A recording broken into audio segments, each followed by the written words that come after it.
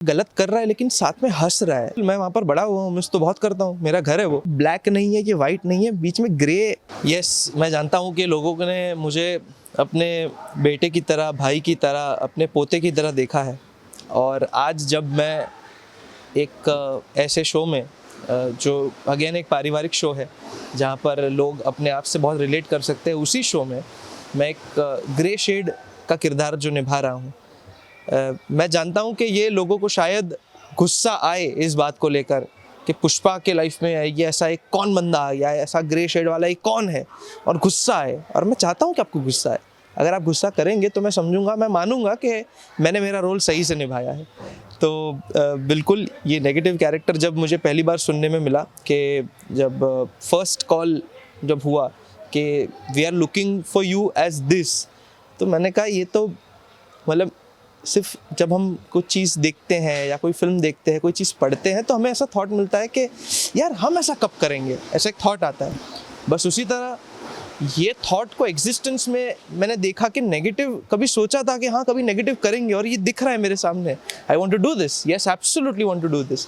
तो negative character का offer आया एंड आई सेड कि yes let's go, let's do it. Negative shape में डिफ़िकल्टी एज इन, देखिए बहुत अलग अलग टाइप के नेगेटिव कैरेक्टर्स होते हैं जो नेगेटिव करने के बाद मुझे समझ में आ रहा है। बट हम जो यहाँ पर अचीव करना चाह रहे हैं from you know with the help of the director and the creative team, हम लोग लाउड नहीं हो रहे हैं। सो हम जो यहाँ पर पुष्पा इम्पॉसिबल में प्रभास ये जो किरदार निभा रहा है, ये जो किरदार जो हम इसको बिल्ड कर रहे हैं, ये इस तरह कर रहे हैं कि ये he is negative but he is a cold hearted negative person.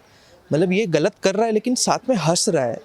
He is enjoying that. He is not just ऐसा shouting, being negative and all that. He is enjoying, he is smiling at कोई रो रहा है, कोई गिर रहा है, किसी को लग रही है तो स्माइल कर रहा है कि देखा मैं कैसा तेरे को गिराया। जैसे फॉर एग्जाम्पल जो फर्स्ट टाइम जब अश्विन को पता चलता है कि मैं किंग ऑफ कूल हूँ जिसने ये मैसेज लिखा है, तो वो पूछने आता है कि तूने लिखा।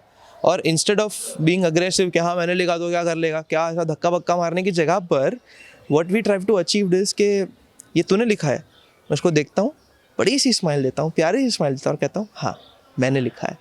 So this is what is different in this negative character. And वो एक अलग चीज़ है जो हम लोग एक्सप्लोर करना चाह रहे हैं, जिसको मैं कह सकता हूँ कि ऐसा मैंने कभी लाइफ में कभी नहीं किया। और ना कभी मैंने सोचा है नेगेटिव का शेड हम हमेशा एक अलग तरीके से सोचते हैं, लेकिन ये मतलब ये ब्लैक नहीं है कि वाइट नहीं है, बीच में ग्रेइश कई ऐसा कलर है कि मतलब आपको इसकी बैक स्टोरी सुनकर आपको प्यार भी आएगा, आपको दया भी आएगी, लेकिन अभी जो एग्जिस्ट प्रेजेंट में कर रहा है वो सुनकर बहुत गुस्सा आएगा। अरे बहुत मज़ा आया with all the Ashwin and everyone के साथ हम लोगों ने शूट किया। पुष्पा मैम के साथ अभी तक शूट नहीं हुआ है, शूट सून, वो भी आई थिंक कल या परसों का वो स्केड्यूल लगा है, तो उनके साथ भी अभी जल्द शूट होगा। बट अभी तक जितने लोगों के साथ शूट किया है बहुत मज़ा आया, बड़ा ही फ्रेंडली एंड बड़ा ही फैमिली वाइब वाला एटमॉस्फेयर है यहाँ का। And it has a very positive vibe overall, the whole set is very positive, मज़ा आता है।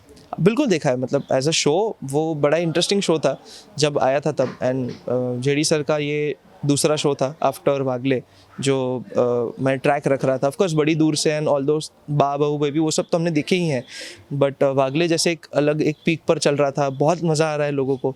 उसी तरह पुष्पा जब लॉन्च हुआ तब मैं उसको फर्स्ट इनिशियल कुछ एपिसोड्स मैंने उसके देखे, मैं उसको ट्रैक कर रहा था, और तब से मुझे वो शो में बहुत पोटेंशियल लग रहा था, बहुत मस्त लग रहा था show. And today I am part of that show. बिल्कुल मैम, टीआरपी या बॉक्स ऑफिस या numbers is not the game of an actor, तो हम उस तरह का सोचते ही नहीं है, ना उस प्रेशर में हम अपने आप को बिल्ड करते हैं। बट येस डेफिनेटली हम चाहते हैं कि हम एक अलग एटमॉस्फेयर बनाएं।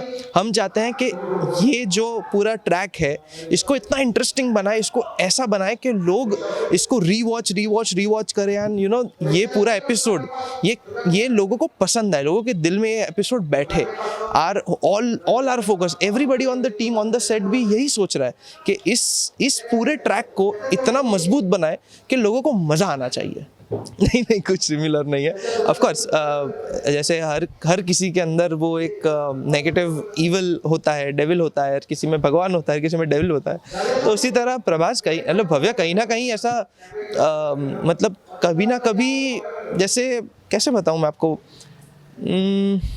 मतलब होता है ना कि मस्ती मस्ती में कभी कुछ डेविलिश बातें कर लिया करता होगा कि ऐसे मेरे पास एक एयरगन है तो मैंने एयरगन से बहुत बार मस्ती की है, but Prabhas is real, he is doing it, he is not doing it out of मस्ती, he is doing it for his self satisfaction. वो बड़ा अंदर से बहुत भद्दा आदमी है वो, so it's that is different, वो सेम नहीं है, बिल्कुल सेम नहीं है। मैंने जितने कमेंट्स पढ़े हैं उन सब कमेंट्स में पहली बात ये लिखी गई थी कि भव्य को हमने इस तरह कभी नहीं सोचा, एंड पुष्पा में अगर ये आने वाला है then we will definitely watch Bhavya because we love him, ऐसा करके उन्होंने लिखा था। कुछ लोगों ने ऐसा लिखा था कि क्या भव्य नहीं, bro as a villain, then some emoji like a very ऐसा cool emoji, very cool emoji, and bro as a hero, very cool emoji. तो दे आर हैप्पी दैट मैं दोनों चीज़ें एक्सप्लोर कर रहा हूँ, और आई एम ग्लैड दैट मुझे दोनों चीज़ें एक्सप्लोर करने का मौका मिल रहा है।